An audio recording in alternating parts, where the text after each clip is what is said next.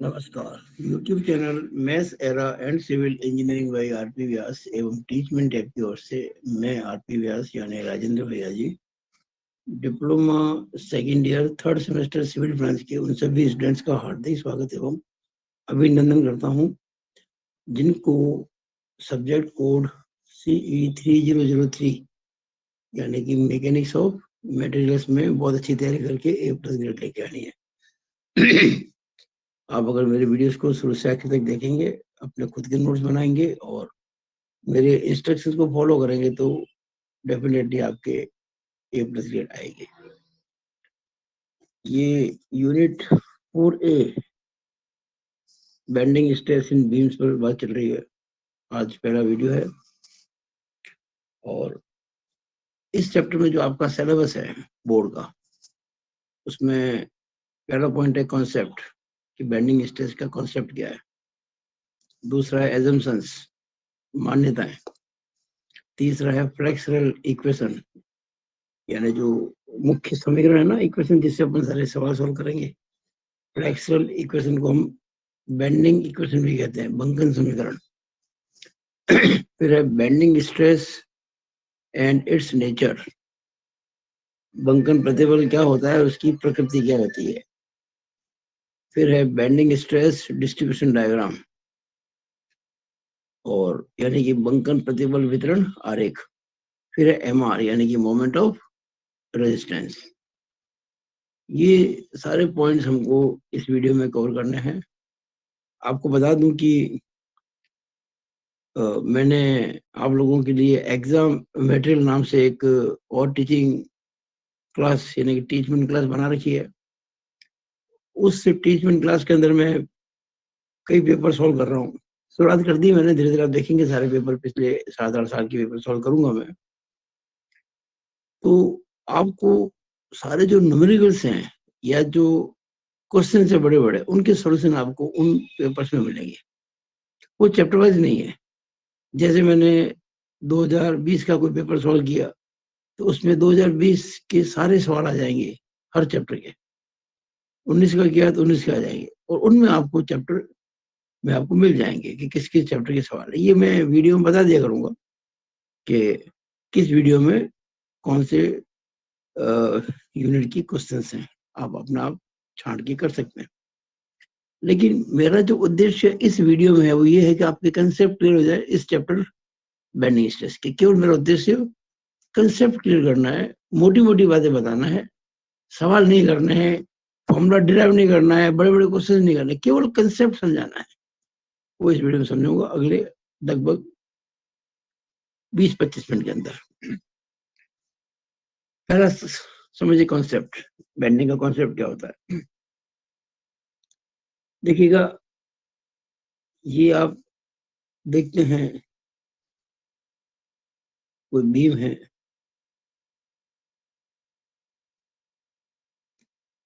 Simply supported है।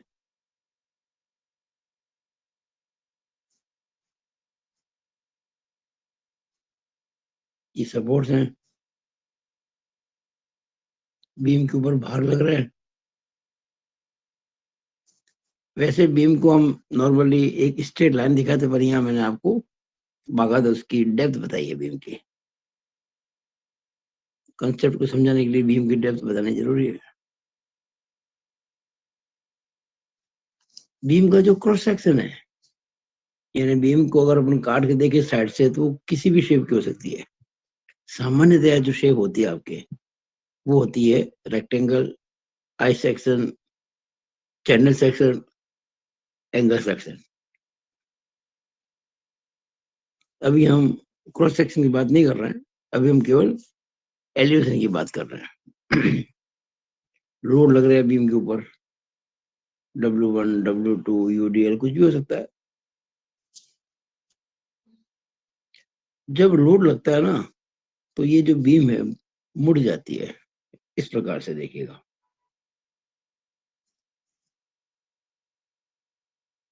Load के बाद ये बीम, डेप्थ तो वही रहेगी इसकी,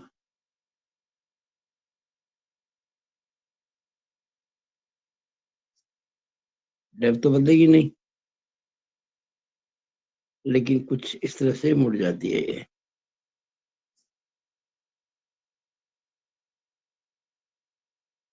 ये सपोर्ट वही है पहले वाले, सपोर्ट चेंज नहीं हो रहे हैं। आप क्या देख रहे हैं कि नीचे की जो लेयर सही वाली देखो खींच रही है, फैल रही है। यानी आप अगर ये लाइन देखेंगे तो इसके कंपेरिजन में ये जो कर्व है ये लेंथ ज्यादा होगी इसकी, यानी इसमें खिंचाव हो गया, इसमें टेंशन हो गया। और ये जो ऊपर की परत है, the layer which is top most layer, ये वाली जिसमें मैं अपना पेन चला रहा हूँ, आप कंपेयर करेंगे अगर इस लेंथ से तो ये कम हो रही है। अगर मैं कह रहा हूँ ये लंबाई मान लीजिए 5 मीटर है, तो ये जो कर्व लेंथ है ये 5 मीटर से कम होगी। हमने क्या देखा कि when forces act on a beam, the beam bends. We are talking about simply supported beam. हम अभी simply supported beam की बात कर रहे हैं, हम किसी दूसरी बीम की बात नहीं कर रहे हैं। Simply supported beam, हम कह सकते हैं कि इसकी जो बॉटम लेयर्स होती है इसमें टेंशन होगी, टॉप लेयर जो है इसमें कंप्रेशन होगा। तो आप सोचिए जरा, इमेजिन कीजिए, कोई तो ऐसी लेयर होगी ना जहां ना तो टेंशन होगा ना कंप्रेशन होगा। आप कुछ समय के लिए सोचिए कि इसकी जो लेंथ है बीम की यहां से लेके यहां तक ये 5 मीटर है,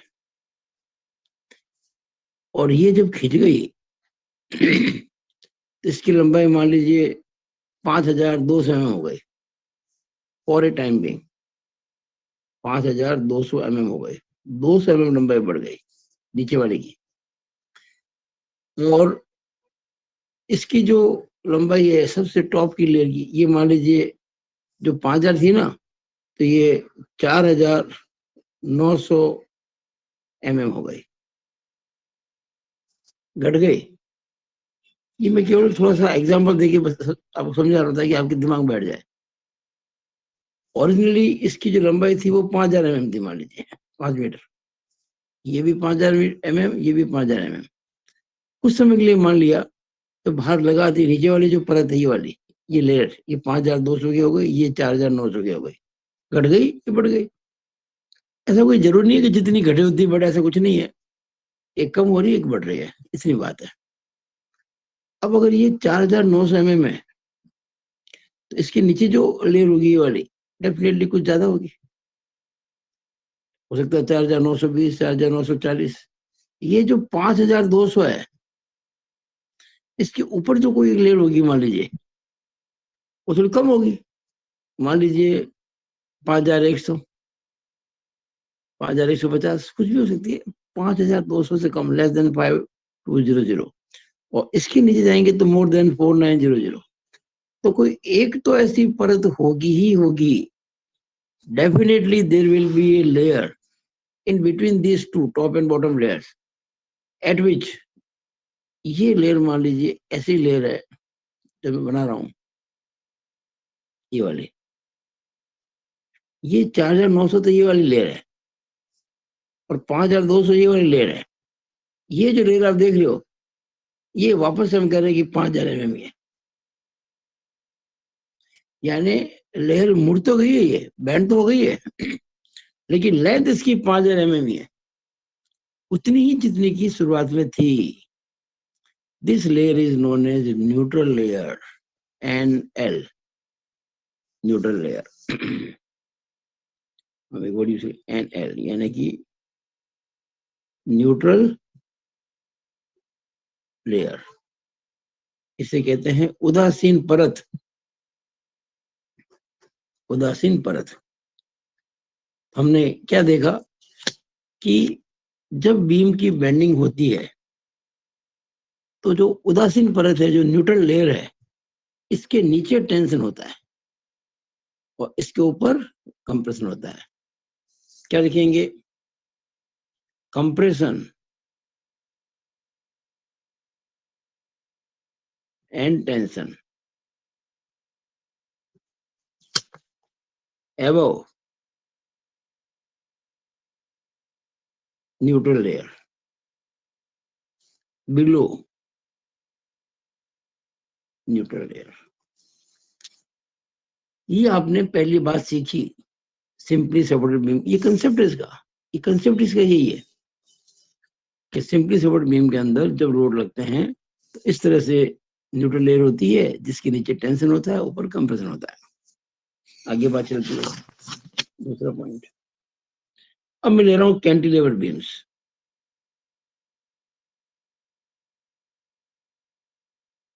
मैं ले रहा हूं कैंटिलीवर बीम्स. प्रासरण, इसमें क्या होगा?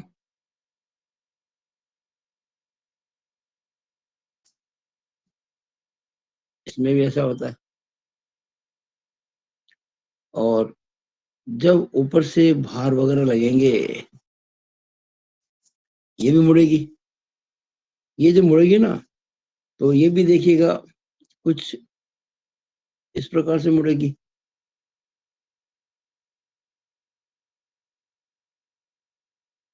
डेप्थ वही रहेगी, जितनी डेप्थ है ना ये वही रहेगी, इसमें चेंज नहीं होगा. ये इस तरह से आपको समझाने के लिए मैं थोड़ा बड़ा चित्र बना रहा हूँ, खुला खुला. एक्चुअली में इतनी मूर्ति नहीं है, लेकिन समझाने के लिए मुझे इतनी मोड़नी पड़ रही है ताकि आपकी कंसेप्ट में कोई कमी नहीं आए समझने में. तो आप देख रहे होंगे इसमें जो ये ऊपर की लेयर है, टॉप लेयर, ये खिंच रही है और बॉटम लेयर जो हो रही है वो कंप्रेस हो रही है, दब रही है. तो डेफिनेटली एक लेयर बीच में ऐसी जरूर होगी, एक लेयर ऐसी जरूर होगी जैसे अगर ये तो है ओरिजिनल और ये मुड़ने के बाद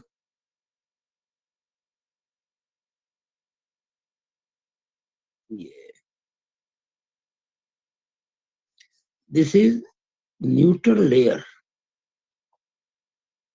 अब सिंपली सपोर्टेड बीम में न्यूट्रल लेयर के नीचे टेंशन था, कैंटिलीवर में न्यूट्रल लेयर के ऊपर टेंशन होगा और नीचे कंप्रेशन होगा. ये चीज आपको समझने की है, बेसिक बात जो हम कहना चाहते हैं. तो क्या लेंगे? Tension and compression.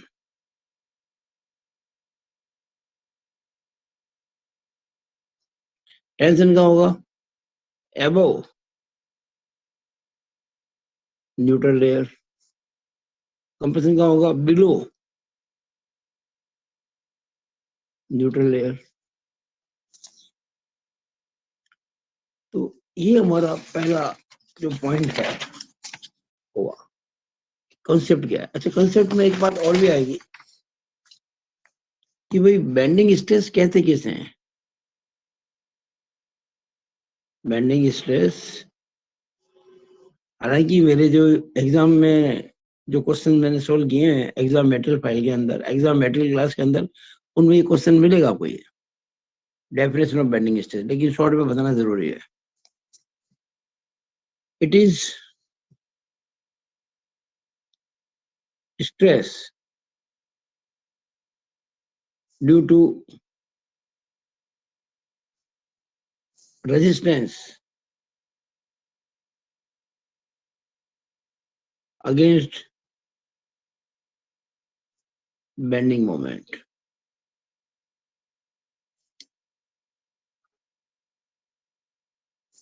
It is stress due to resistance against bending moment. Beam पे जब भार लगते हैं तो डेफिनेटली वहाँ बेंडिंग मोमेंट होंगे और उन बेंडिंग मोमेंट्स को रजिस्ट किया जाएगा बीम के मटेरियल के द्वारा. और जब बीम का मटेरियल उन बेंडिंग मोमेंट्स को रजिस्ट करता है अलग अलग सेक्शन पर जो होते हैं, तो उसके कारण जो स्ट्रेस उत्पन्न होती है उनको हम बेंडिंग स्ट्रेस या बंकन प्रतिबल कहते हैं. तो bending stress is the stress which is due to resistance against bending moment. Hindi में लिखो तो क्या बोलेंगे? धरन पर लगे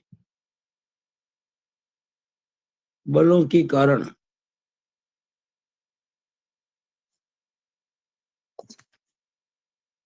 उत्पन्न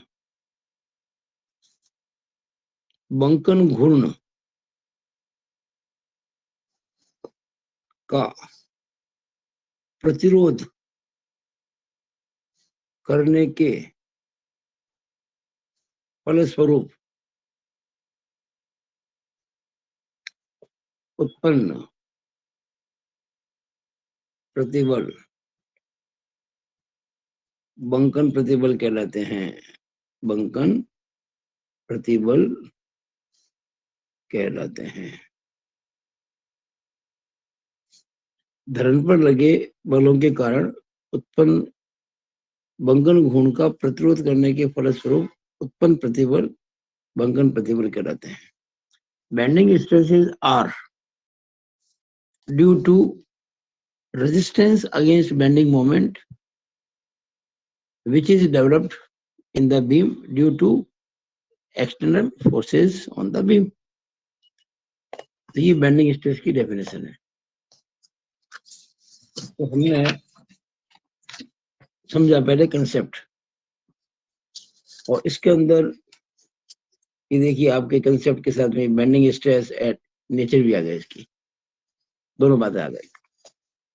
अगर सिंपली सपोर्टेड बीम है तो बेंडिंग स्ट्रेस की नेचर न्यूट्रल लेयर के नीचे टेंसाइल और ऊपर कंप्रेसिव, और अगर कैंटिलीवर बीम है तो ऊपर टेंसाइल नीचे कंप्रेसिव, न्यूट्रल लेयर की बात कर रहा हूं मैं उसके ऊपर। इसमें आपके लिए बेंडिंग स्ट्रेस भी आ गई, उसकी नेचर भी आ गई। अब रही बात एजम्पशंस की, तो एजम्पशंस पे एक अपना में बड़ा क्वेश्चन बनता है। कई बार ये क्वेश्चन आपकी 8 नंबर का आ सकता है सेमेस्टर पद्धति में, क्योंकि वार्षिक पद्धति में ये क्वेश्चन कई बार 6 नंबर में आया हुआ है। बड़ा क्वेश्चन है। हम इसको एग्जाम मटेरियल वाली फाइल के अंदर उसकी जो क्लास है ना, उसमें आप देखेंगे आपको सॉल्व मिल जाएगा ये। वहां इसको मैं डिटेल में लूंगा, अभी मैं डिटेल में नहीं लूंगा। वैसे हम सोच सकते हैं इसके बारे में, शॉर्ट में समझा देता हूँ कि हम अभी आपके सामने एक फ्लेक्सर इक्वेशन लिखेंगे, नमन समीकरण या बंकन समीकरण। इस फ्लेक्सरल इक्वेशन को प्रूव करने के लिए हम कुछ एजम्पशन का सहारा लेंगे, कुछ मान्यताएं जो होती है उसको अपन मान के चलेंगे, ऐसा होता है। ये इक्वेशन भी सॉल्व करेंगे ना, ये 8 नंबर की आती है। बेंडिंग इक्वेशन का प्रूफ आपके कोर्स में है। ये जब मैं पेपर सॉल्व करूंगा तब ये, वैसे मेरे YouTube पर वीडियो भी मिल जाएंगे, आप इसको देख सकते हैं आराम से। पर मैं इसको अलग से अपनी क्लास में सॉल्व करूंगा, टीचिंग क्लास के अंदर, इंग्लिश मीडियम के बच्चों के लिए खास तौर पर। और एजम्पशन जो होते हैं उसमें आपको मैं मेनली बता दूं, पहला एजम्पशन जो होता है एजम्पशन वो होता है कि जो बीम है आरंभ में सीधी है, आरंभ में सीधी मतलब कि स्ट्रेट है, और जब बाद में मुड़ती है तो इसकी जितनी लेयर्स है ना वो मुड़ने के लिए स्वतंत्र है। All layers of beams are free to expand और कॉन्ट्रैक्ट। मतलब किसी भी लेयर के मुड़ने में कोई दूसरी लेयर बाधा नहीं पहुंचाती है। There is no any obstructions from one layer to another. दूसरा ये है कि जो धरण का पदार्थ है, बीम का मटेरियल जो है, वो होमोजीनियस और आइसोट्रोपिक है। होमोजीनियस एंड आइसोट्रोपिक दूसरे एजम्पशन है। यानी हर सेक्शन पर बीम के मटेरियल के अंदर जो गुण है, प्रॉपर्टीज है, वो कभी बदलती नहीं है, सेम रहती है थ्रू आउट। उसके अलावा जो है एक एजम्पशन ये है कि जो स्ट्रेसेस लग रही है वो विद इन इलास्टिक लिमिट है। सारे जो प्रतिबल है वो इलास्टिक लिमिट के अंदर है, इलास्टिक लिमिट को क्रॉस नहीं कर रहा है।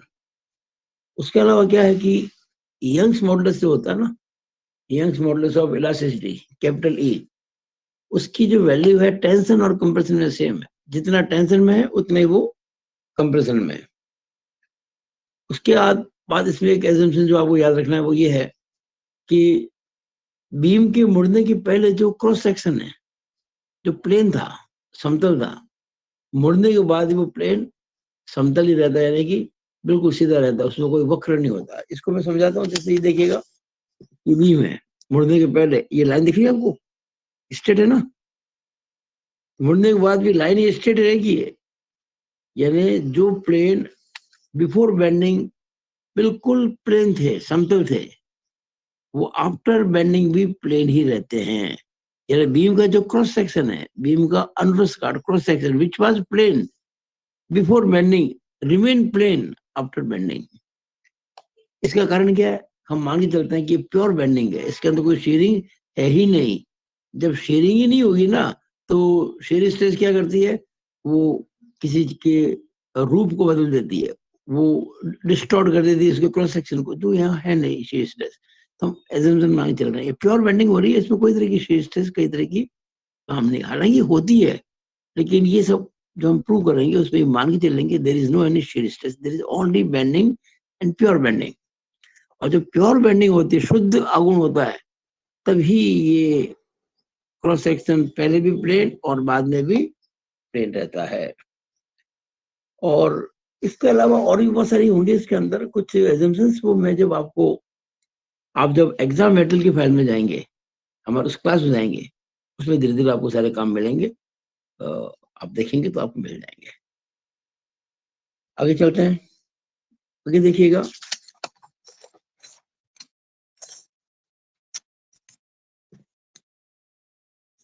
अब हमें इसमें दो तीन बातें और देखनी, एक तो इक्वेशन जो है वो देखनी है, एक बेंडिंग स्ट्रेस का जो डिस्ट्रीब्यूशन डायग्राम समझना है, एक एमआर समझना है। तो देखिएगा कैसे करना है। पहले हम समझेंगे फ्लेक्सुरल इक्वेशन।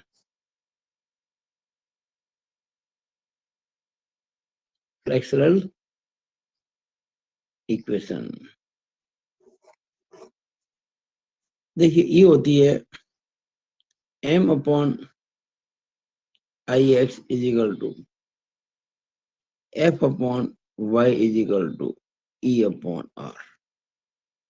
हम इसको एम आर भी लिखेंगे, एम आर लिख सकते हैं, मोमेंट ऑफ रेजिस्टेंस। तो ये है फ्लेक्सुरल इक्वेशन। एम आर क्या है इसके अंदर, ये सवाल आ सकता है 3 नंबर का एग्जाम में, क्या कि फ्लेक्सुरल इक्वेशन लिखिए और उसमें जो भी टर्म्स आती है उनको समझाइए।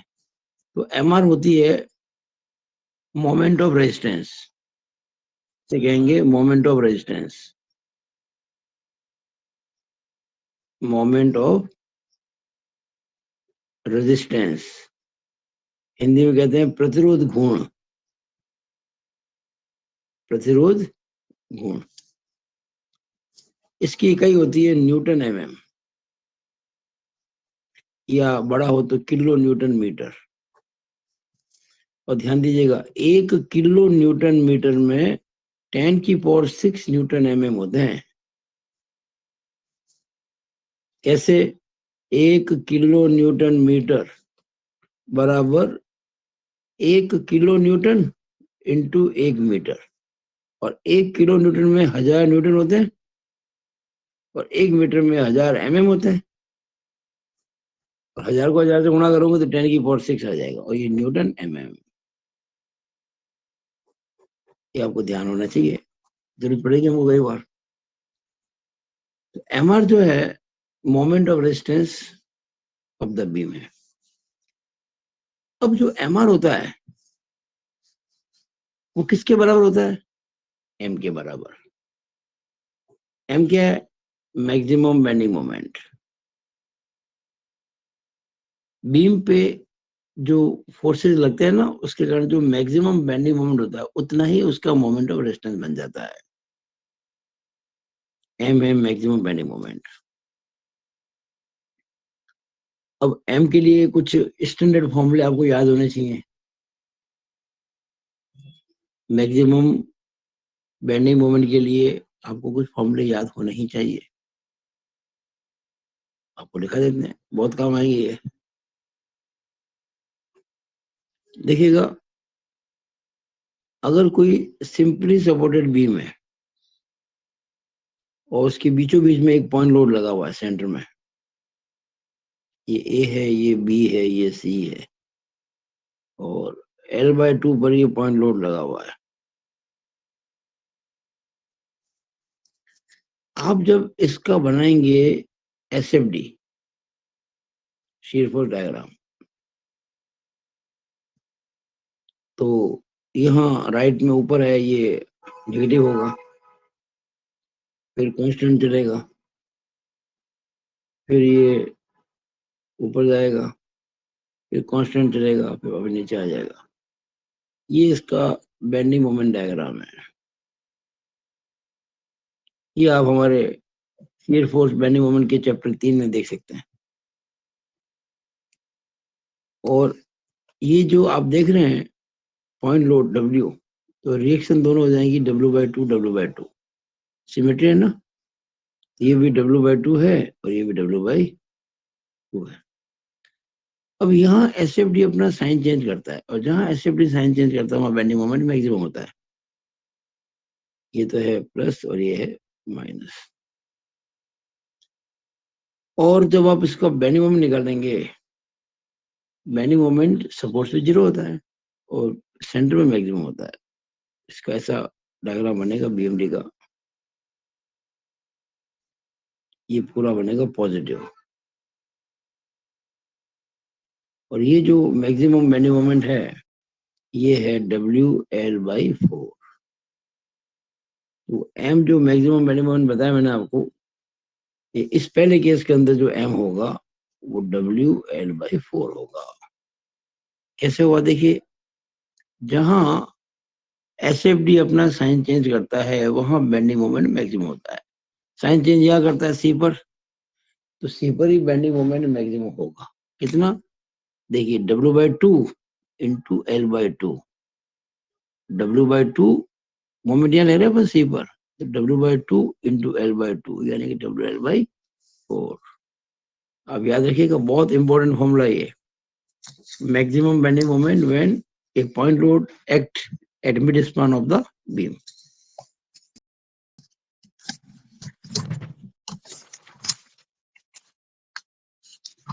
आगे देखिएगा,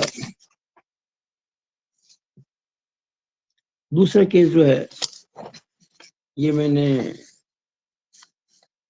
M को समझाने के लिए बात की है, तो ये पहला फॉर्मूला है।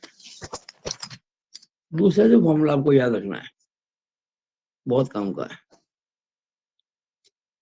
कि अगर कोई सिंपली सपोर्टेड बीम है और पूरे पर यूडीएल लग रहा है, पूरे पर यूडीएल लग रहा है, W पर मीटर, स्पान है इसका L।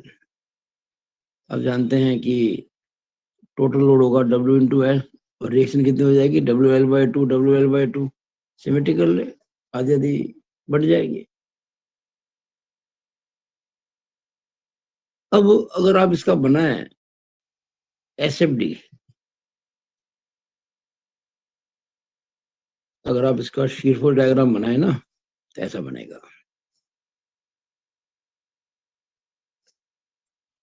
देखिएगा, ये WL/2 नीचे, फिर देखिए क्या था कि यहाँ तो B और C के बीच में कोई लोड ही नहीं है, देखिए शीयर फोर्स कांस्टेंट है, लेकिन यहाँ तो लगातार लोड है ना, तो यहाँ कांस्टेंट नहीं होगा।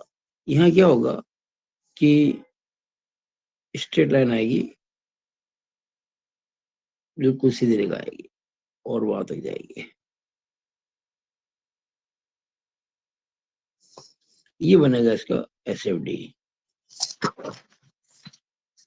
ये इसका शीयर फोर्स डायग्राम था, ये इसका बेंडिंग मोमेंट डायग्राम था। Simply supported beam with central point load, ये SFD है, ये BMD है, सॉरी ये तो बीम का डायग्राम था। इट इज SFD, BMD भी बनाऊंगा मैं इसका।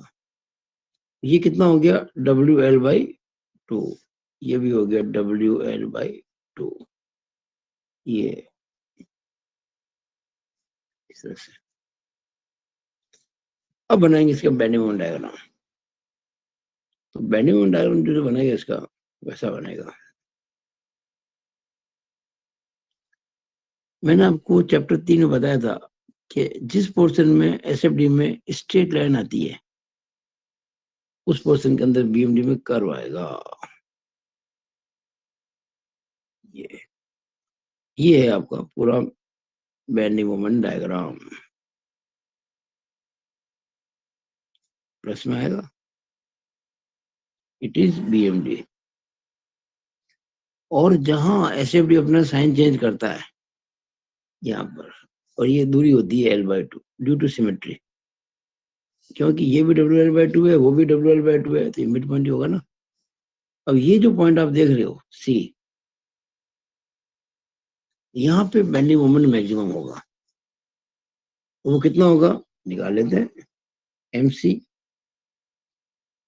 ये निकलेगा WL/2, ये WL/2 है ना, इंटू L/2,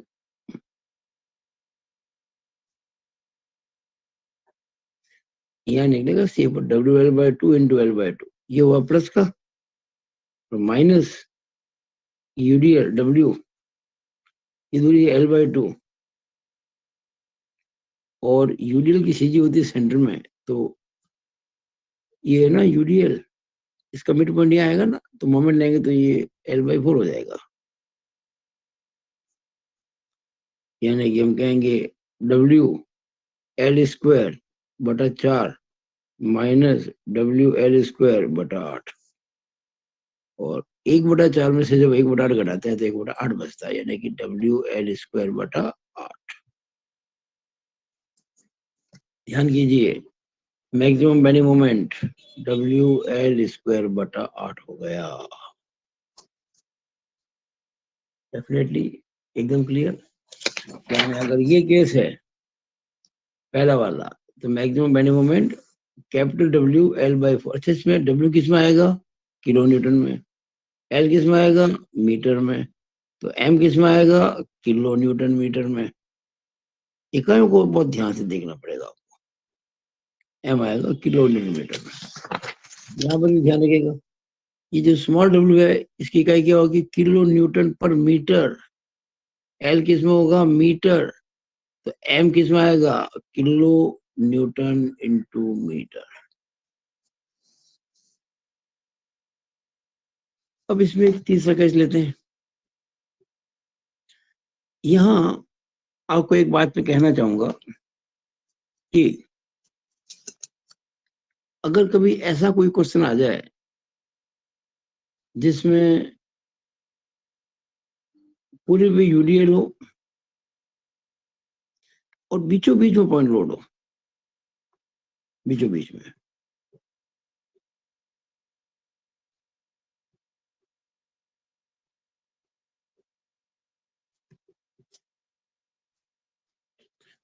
इस केस में जो M होगा वो इन दोनों का जोड़ हो जाएगा।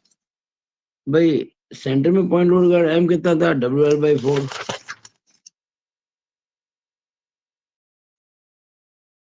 और ड्यू टू UDL जो है ये स्मॉल w पर मीटर जो है, तो स्मॉल w L²/8, ये मैक्सिमम बेंडिंग हो जाएगा। कहाँ होगा, सेंटर में। अगर सेंटर पे पॉइंट लोड है और पूरी लंबाई भी UDL है, तो ये फॉर्मूला रहेगा मैक्सिमम बेंडिंग मोमेंट का, capital WL/4 plus small WL²/8। इसमें कोई संशय नहीं है। मैं आपको अलग अलग केसेस के अंदर मैक्सिमम बेंडिंग मोमेंट निकालना सिखा रहा हूँ, ताकि बाद में जब हम सवाल करेंगे एग्जाम मेटेरियल के अंदर तो कभी आपको दिक्कत नहीं आएगी। डेफिनेटली ये तीसरा केस था। देखिए, ये पहला केस था, ये दूसरा केस था, ये तीसरा केस है। अब चौथा केस लेते हैं।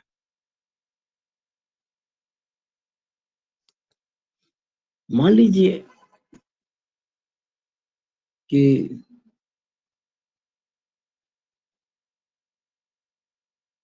ये इस तरह से बीम है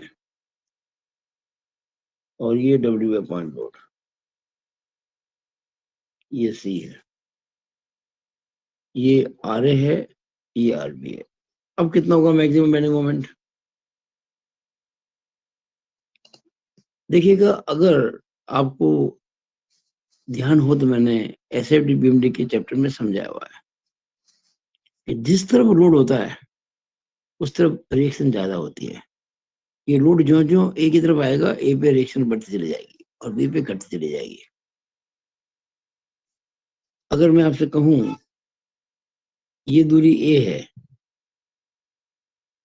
और ये दूरी बी है, और मैं इसका बनाऊं shear force डायग्राम,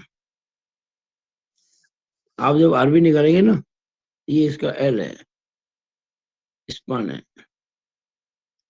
जब आप आरबी निकालेंगे तो ये W into A upon L आएगा। जब आर ए निकालेंगे तो W into B upon L आएगा। बहुत आसान है। मान लीजिए आपने ए पे मोमेंट लिया, ए पे अगर आप सिग्मा मोमेंट अबाउट ए बराबर 0 करते हैं और इक्विलिब्रियम ए पे मोमेंट लिया मैंने, तो W B, sorry, R B into L, moment ले रहा हूँ ए पर, तो R B into L anti clockwise moment is equal to W into A. आप देख लें आर बी जो आएगा वो डब्ल्यू ए अपॉन एल आएगा, नहीं आया, जो आपको लिख के दे दिया यहाँ पे। इसी तरह बी पे मोमेंट लेंगे ना तो आर ए इंटू एल बराबर डब्ल्यू इंटू बी हो जाएगा, तो आर ए हो जाएगा डब्ल्यू बी अपॉन एल, जो मैंने लिख के आपको दे दिया। अब अगर इसका हम बनाए shear force डायग्राम, निसंदेह लोड चूंकि इधर आया हुआ है ना, इस साइड में अभी हमारा ए बी से छोटा है, तो आर ए बड़ा होगा, आर ए की वैल्यू आर बी से बड़ी होगी, और ये आर बी है, राइट में ऊपर है, इसको पॉजिटिव कहते हैं अपन, नेगेटिव कहते हैं इसको, ये नेगेटिव है, और फिर कांस्टेंट चलेगा। फिर यहाँ आते आते एकदम से डायग्राम वर्टिकल लाइन आएगी ऐसे, क्योंकि ये ना पॉइंट लोड है ये, इसके कारण से, और फिर ये स्ट्रेट लाइन आएगी ऐसे हॉरिजॉन्टल, फिर नीचे आ जाएगा ये इसका एस एफ डी है, ये इसका shear force डायग्राम है, ये प्लस में है और ये माइनस में है। ये कितना है डब्ल्यू ए अपॉन एल, ये कितना है डब्ल्यू बी अपॉन एल, ये ज्यादा है ना, बिल्कुल बी ज्यादा है इसलिए ज्यादा है, ये ए कम इसलिए कम है ये एस एफ डी है। और जब बीएमडी बनेगा, बेनिमम डायग्राम, तो ये ऐसा बन जाएगा, बिल्कुल प्लस में बनेगा, ये पूरा पूरा प्लस में बनेगा, पूरा प्लस में बनेगा।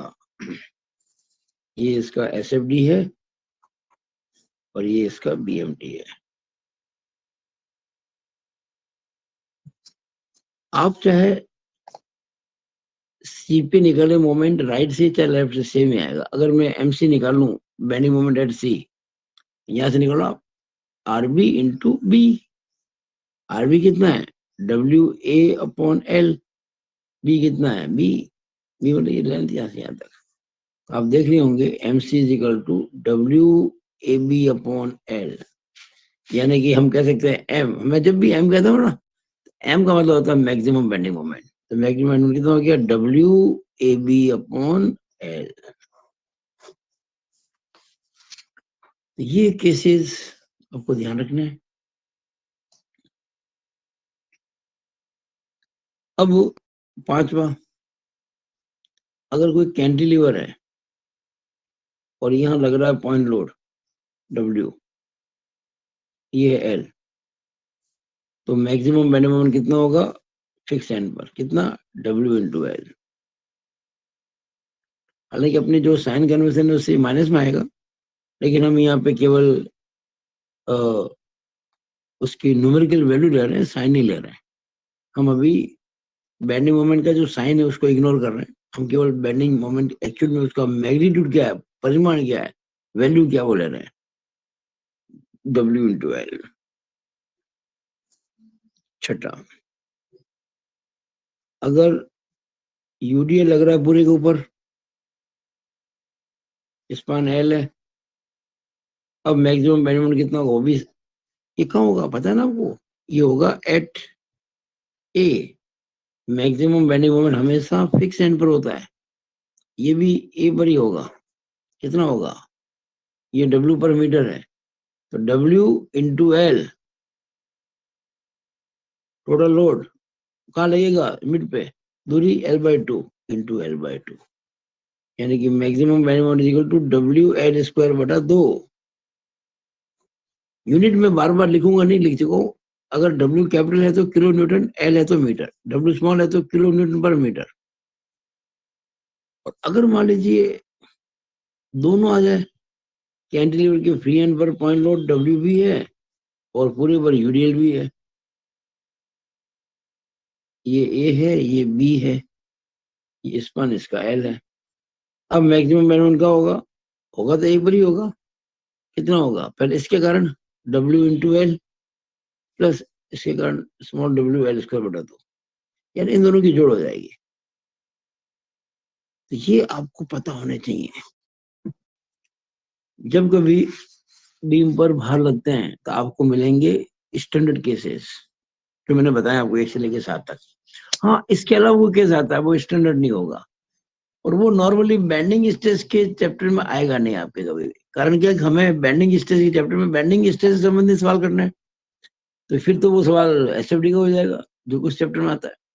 बेंडिंग स्ट्रेस के क्वेश्चंस के अंदर जो मैंने अब तक आपको बताए 7 केसेस, उनसे बाहर नहीं आएगा, और उनसे बाहर कभी आता है तो फिर वो सवाल टिपिकल होगा।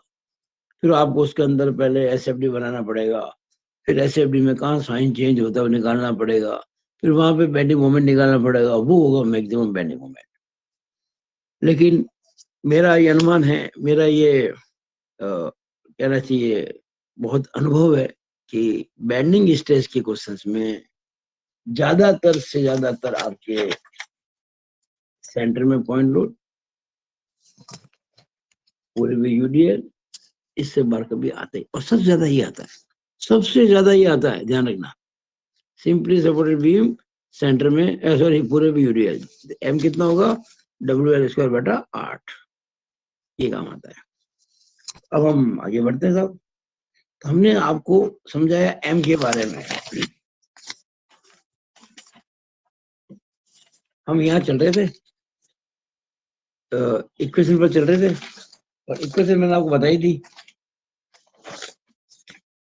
MR upon IX is equal to F upon Y is equal to E upon R। अब मैंने आपको MR समझाया, वो होता है मोमेंट ऑफ रेजिस्टेंस। फिर मैंने आपको M बताया, वो होता है मैक्सिमम बेंडिंग मोमेंट। और हमेशा ध्यान रखिएगा, मोमेंट ऑफ रेजिस्टेंस जो होता है वो हमेशा मैक्सिमम बेंडिंग मोमेंट के बराबर होता है, और इक्विलिब्रियम साम्य अवस्था के लिए।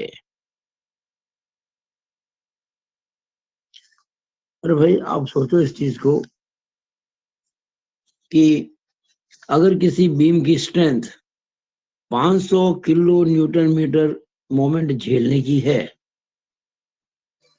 यानी 500 किलो न्यूटन मीटर मोमेंट झेल सकती है, लेकिन बीम के ऊपर लोड के कारण जो बेंडिंग मोमेंट आ रहा है वो 100 ही आ रहा है, तो भाई जितना मोमेंट आएगा वही तो रजिस्ट किया जाएगा बीम के द्वारा, बीम के मेटल के द्वारा। तो अगर लोड, अगर मोमेंट 100 किलो न्यूटन मीटर आ रहा है, तो जो उसको मिलेगा रेजिस्टेंस वो भी 100 का ही मिलेगा, जितनी एक्शन उतनी रिएक्शन।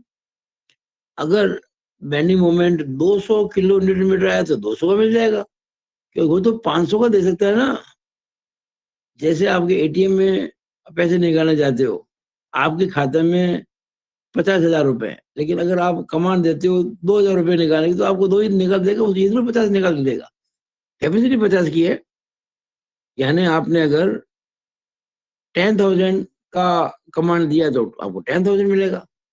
आप 50,000 रुपए तक निकाल सकते हो, उससे ज्यादा नहीं निकाल सकते, क्योंकि आपकी कैपेसिटी नहीं है। वही चीज यहाँ पर लागू होती है।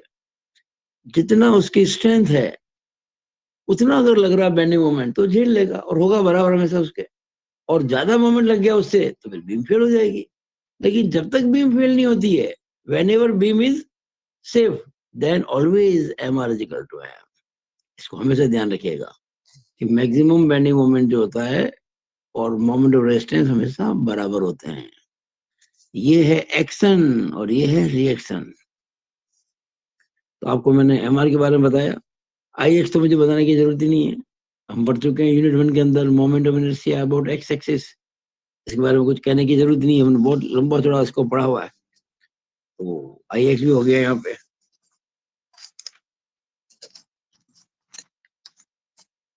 आई एक्स का मतलब moment of inertia about x axis. एक बात ध्यान रखिएगा, बीम में कभी भी वाई एक्सिस नहीं आएगी। चाहे वो बेंडिंग स्ट्रेस का सवाल हो, चाहे शीयर स्ट्रेस का सवाल हो, बीम के अंदर ऑलवेज एक्स एक्सिस आती है, क्योंकि बेंडिंग जो बीम की होती है हमेशा एक्स एक्सिस के अबाउट होती है, कभी वाई के अबाउट होती ही नहीं। ये आपको मैं, मेरा एक वीडियो है, वो आप देखेंगे तो पता पड़ जाएगा। ऑलवेज अबाउट एक्स एक्सिस, कभी भी वाई के अबाउट नहीं निकालना है आपको। बीम का जो क्रॉस सेक्शन मिलेगा, चाहे वो रेक्टेंगल हो, आई हो, चैनल हो, एंगल हो, कोई भी हो, आपको उसका moment of inertia about x axis निकालना है, वाई के अबाउट नहीं निकालना है। आई एक्स हो गया हमारा। अब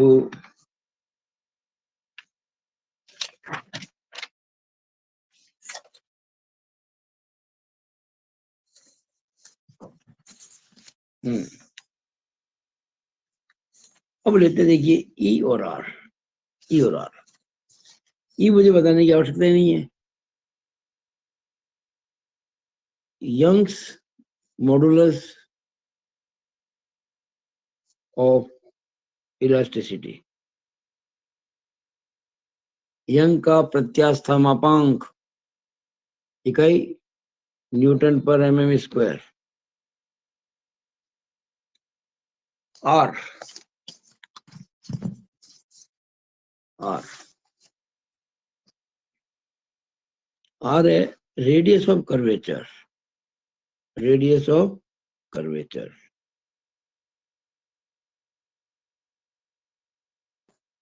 radius of curvature, curvature CURVATURE, Hindi में कहते हैं इसको वक्रता त्रिज्या, वक्रता त्रिज्या, रेडियस ऑफ कर्वेचर। यूनिट सबकी ध्यान रखना, इसकी न्यूटन पर एम स्क्वायर की लेंगे, एमएम लेंगे। तो आपके एमआर हो गया, आई एक्स हो गया, ई हो गया, आर हो गया। अब एफ और वाई सबसे इंपॉर्टेंट। एफ, एफ वाला बेंडिंग स्ट्रेस है। एफ का मतलब है बेंडिंग स्ट्रेस, बंकन प्रतिबल।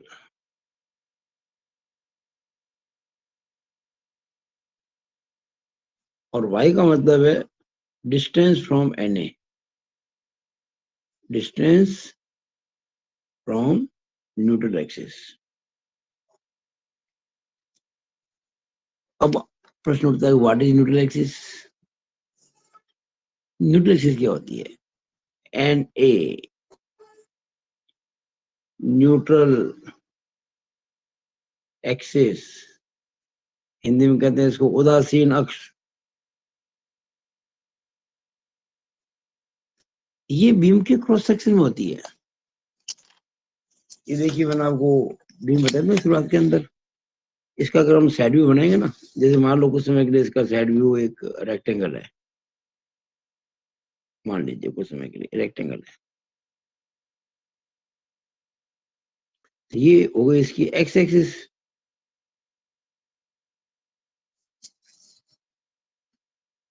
तो बीम में जो क्रॉस सेक्शन होता है उसकी जो एक्स एक्सिस होती है वो ही उसकी उदासीन अक्ष भी होती है, याद रखना। मैं लिख देता हूं, it is X axis of cross section. मैंने अपने वीडियो में जो मेरा यूट्यूब पर अपलोडेड है उसमें इसको प्रूव किया है कि न्यूट्रल एक्सिस जो होती है वो एक्स एक्सिस ही होती है, यानी कि neutral axis and geometric axis which is X axis are coincides, संपाती होती है, एक ही होती है। हम जिस लाइन को न्यूट्रल एक्सिस कहते हैं वही एक्स एक्सिस भी होती है, जिसको हम एक्स एक्सिस कहते हैं वही न्यूट्रल एक्सिस भी होती है। तो न्यूट्रल एक्सिस जो होती है वो हमेशा क्रॉस सेक्शन में होती है, ध्यान रखना। और एक मैंने बताया था आपको neutral layer, it is neutral layer, ये आपको दिखेगी पूरे बीम के लेंथ के अंदर, और क्रॉस सेक्शन दिखेगा। अब इसकी क्या डेफिनेशन है कि जहां पर भी ये न्यूट्रल लेयर बीम के क्रॉस सेक्शन को कट करती है वो एक लाइन बन जाती है, that line is called as neutral axis. तो हम इसको डिफाइन कर सकते हैं, neutral axis it is line of intersection, line of intersection of neutral layer and cross section of the beam. Neutral axis is line of intersection of neutral layer and cross section of the beam. Hindi में लिखूं तो क्या बोलूंगा, धरण, beam को कहते हैं धरण, धरण के अनुप्रस्थ काट, धरण के अनुप्रस्थ काट एवं उदासीन परत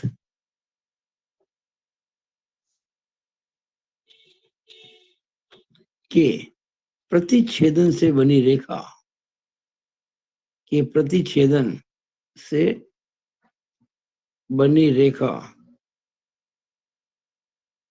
उदासीन अक्ष कहलाती है, उदासीन अक्ष कहलाती है। जहां पर भी बीम का क्रॉस सेक्शन और उदासीन परत मिलेगी वो एक लाइन बन जाएगी, that line is called as neutral axis. ये क्रॉस सेक्शन में होती है। तो मैंने आपको बहुत अच्छे से हर चीज को समझाने की कोशिश की है। अब लेंगे पेज नंबर 7। मैंने इस वीडियो में थोड़ा पढ़ाने का तरीका बदल दिया अपना। मैं बेसिक बातें समझा रहा हूँ, बाकी सारी बातें आपके एग्जाम मेटेरियल में आ जाएगी। तो ये अपने न्यूट्रल एक्सिस की बात हो गई।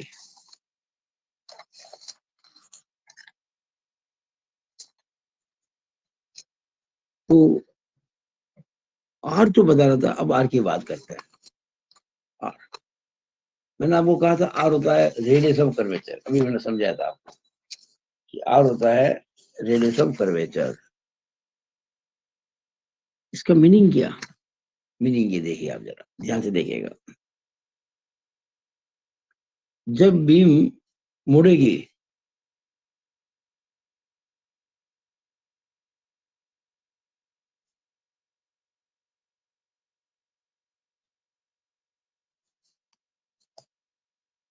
बीम जब मुड़ेगी तो उसके जो दो क्रॉस सेक्शन है, लेफ्ट और राइट, जो मुड़ने के बाद भी प्लेन ही रहते हैं,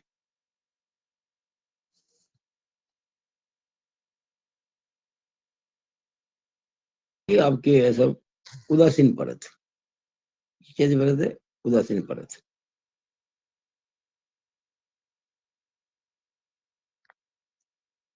ये न्यूट्रल लेयर है हमने कहा था ना, आपको ये बताया था, याद कीजिएगा, शुरुआत में ही बताया था हमने पहले पेज पे बताया था कि देखिएगा, ये कैंटिलीवर में ये है न्यूट्रल लेयर, और इसमें देखो ये न्यूट्रल लेयर है कि नहीं है। ये लेयर आप जो देख रहे हैं बाकायदा एक कर्व है, और ये कर्व अगर इसका सेंटर निकाल लें इस कर्व का, वो कहलाएगा सेंटर ऑफ कर्व, और उसकी जो रेडियस होगी ना, वो होगी रेडियस ऑफ कर्वेचर। ये वो कर्व है, और इस कर्व का सेंटर ये है, यानी अगर मैं इसको सेंटर मानूं, ये लो रेडियस, ये कर्व बन जाएगा। तो it is R, it is R. जो बीम की न्यूट्रल लेयर है, वो जिस सर्कल का हिस्सा है, न्यूट्रल लेयर जिस सर्कल की सर्कमफ्रेंस का पार्ट है या आर्क है, उस आर्क की जो रेडियस है या उस सर्कल की जो रेडियस है, that is radius of curvature. ये काफी बड़ी होती है, छोटी नहीं होती है, क्योंकि जितनी रेडियस ऑफ कर्वेचर ज्यादा होगा ना, उतनी ही बीम की बेंडिंग जो होगी वो उसका सर्कल बड़ा बनेगा। तो ये मैंने आपको बताया आर के बारे में। अब सबसे इंपॉर्टेंट बात पे आ रहे हैं अपन, एफ के बारे में मैंने बता दिया आपको। मैंने आपको ये बताया radius of curvature, Young's modulus of velocity, F को बताया बेंडिंग स्ट्रेस, वाई को बताया मैंने, वाई को नहीं बताया मैंने तक, वाई और बताया जाएगा। वाई को मैंने कहा था आपको थोड़ी देर पहले कि डिस्टेंस फ्रॉम न्यूट्रल एक्सिस, ये कहा था मैंने, वाई के लिए कहा था डिस्टेंस फ्रॉम न्यूट्रल एक्सिस। ये देखिएगा, डिस्टेंस फ्रॉम न्यूट्रल एक्सिस, हमें जहां बेंडिंग स्ट्रेस निकालनी है उसकी न्यूट्रल एक्सिस से दूरी कितनी है, दैट इज वाई। अब आप देखेंगे इसमें बड़ी इंपॉर्टेंट चीज तो ये है, ये जो इक्वेशन है हमारी, F upon Y is equal to E upon R, और यहाँ देखिए एम अपॉन आई भी था, M R upon I X. इसका अगर मैं ये पोर्शन लूं, ये वाला portion, F upon Y is equal to B upon R, इससे मैं एफ निकालना चाहता हूँ, एफ है बेंडिंग स्ट्रेस, ये हो जाएगा Y into E upon R, Y into E upon R. अच्छा, ये जो है ना, ये कांस्टेंट होता है, अचर। Young's modulus is constant for a particular material. भाई बीम जिस पदार्थ की बनी है वो तो बदलेगी नहीं, ये कांस्टेंट। आर भी कांस्टेंट होता है फॉर गिवन लोड्स, और गिवन लोड्स।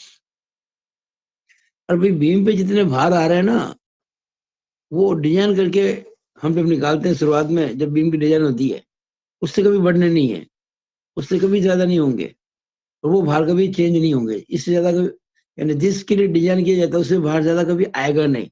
यानी कि हम आर भी माने के चलेंगे कांस्टेंट है, बीम की रेडियस ऑफ कर्वेचर कांस्टेंट है, और बीम का पदार्थ स्टील है, कंक्रीट है, जो कुछ भी है, तो ई की वैल्यू भी होगी constant for beam material.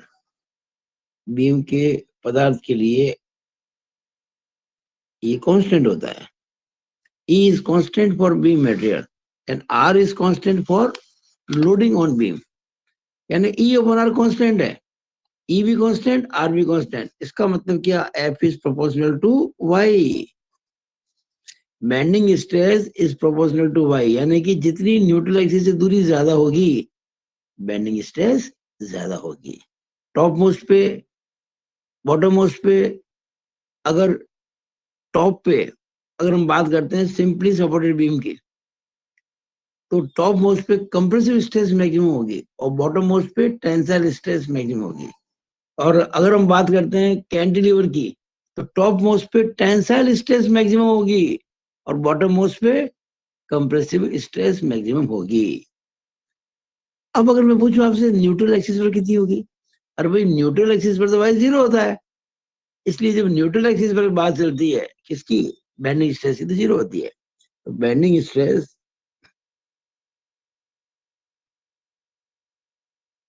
Is equal to zero at neutral axis. अब मैं आता हूं फाइनल इस वीडियो के लास्ट के अंदर, बेंडिंग स्ट्रेस डिस्ट्रीब्यूशन डायग्राम, बंकन प्रतिबल वितरण आरेख। देखिए, सबसे सिंपल जो केस है वो तो लेते हैं रेक्टेंगल के लिए। ये रेक्टेंगल देखिए, ये क्रॉस सेक्शन है बीम का। अब मैं बीम के क्रॉस सेक्शन की बात कर रहा हूँ, मैं बीम की लेंथ की बात नहीं करूंगा, बीम का क्रॉस सेक्शन। ये बी बीम की विड्थ, ये डी बीम की डेप्थ,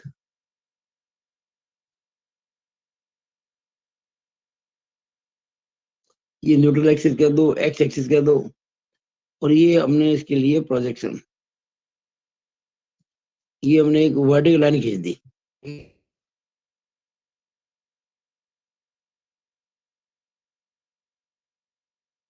आप स्केल ले लो, के स्केल को कहीं पर भी आप जो ये घुमा, जितना चाहे घुमा दो, कोई दिक्कत नहीं है। ये लो साहब, ये बन गया स्ट्रेस डिस्ट्रीब्यूशन डायग्राम। बस, it is bending stress distribution diagram. अच्छा, एक और बात है, अगर कभी सवाल में किसी बीम का उल्लेख नहीं किया हो, अगर आपको मेंशन नहीं किया गया हो कि बीम कैसी, तो आप उसको सिंपली सपोर्टेड मान के ही चलेंगे।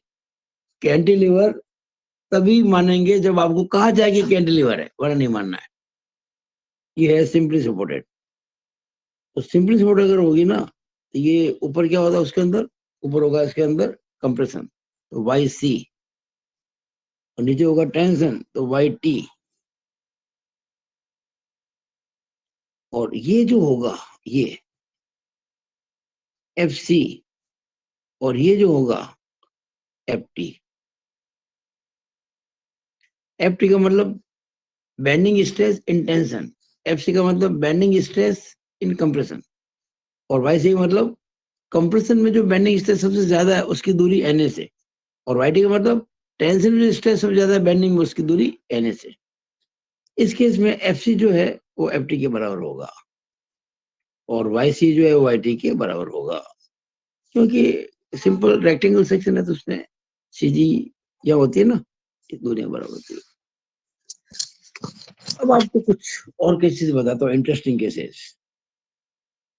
जैसे मान लीजिए ये है एक आई सेक्शन है, मान लीजिए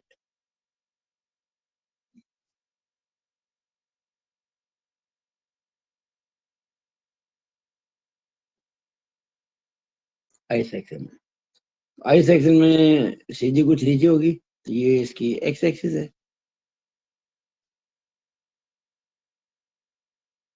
ये इसकी टॉप मोस्ट लेयर है,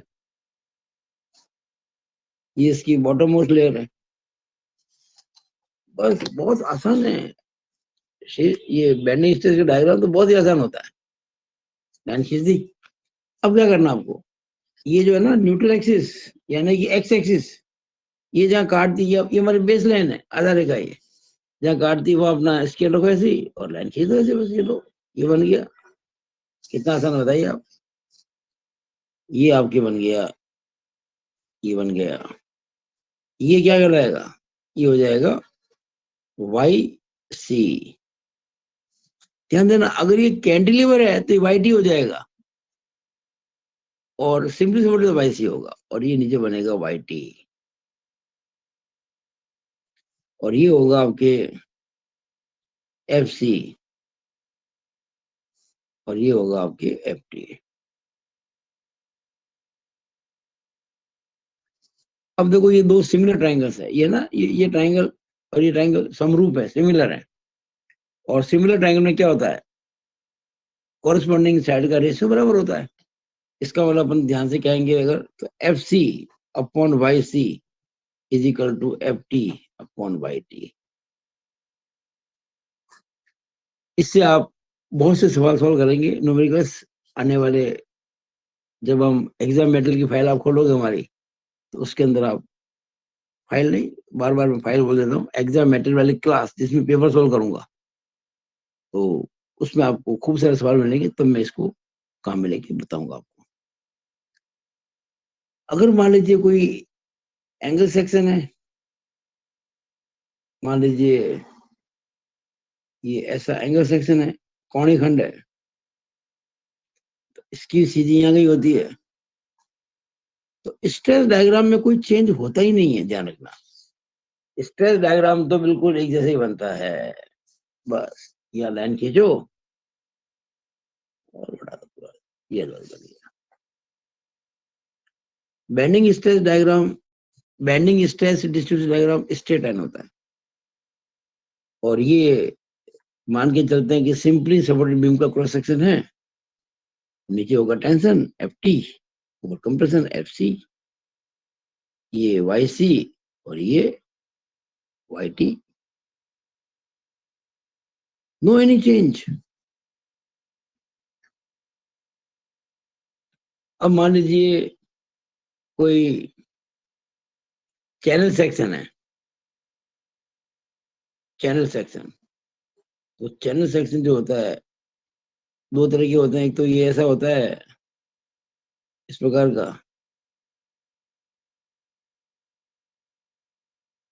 ये तो बिल्कुल सिमेट्रिकल है, तो इसमें तो सेंटर में आएगा मामला सारा, ये खींच दो बस, रेक्टेंगल की तरह बनेगा ये, बिल्कुल जस्ट एज ए रेक्टेंगल, कोई चेंज नहीं होगा।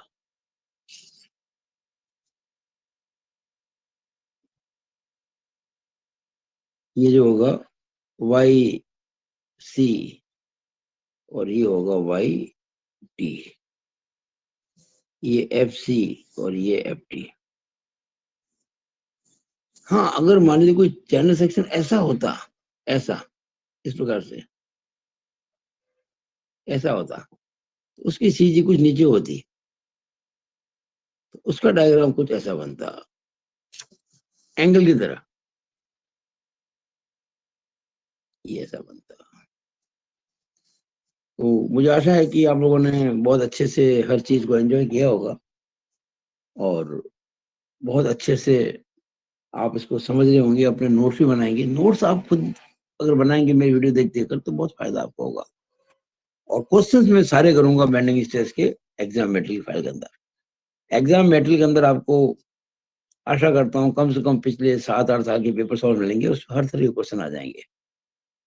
वो चैप्टर वाइज नहीं होगा, वो पेपर वाइज होगा, 2021 का पेपर, 20 का, 19 का, 18 का, 17 का, इस प्रकार से आप उसमें देखेंगे, और मैं उसमें मेंशन करूंगा कि इस पेपर में सवाल बेंडिंग स्ट्रेस का है, शेयर स्ट्रेस, वो सब मेंशन किए जाएंगे बाकायदा। ठीक है, it is all over about this video, thank you.